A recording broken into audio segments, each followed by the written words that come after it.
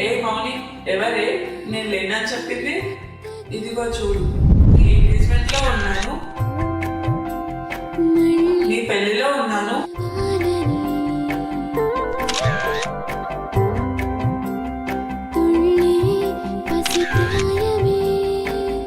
ఇలా ప్రతి దగ్గర నీతోనే ఉన్నాను. నేను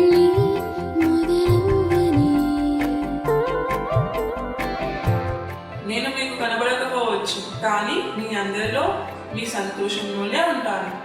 ఏంటి రెడ్డి, ఎట్లున్నావు? కన్నయ్య, బాగున్నావా?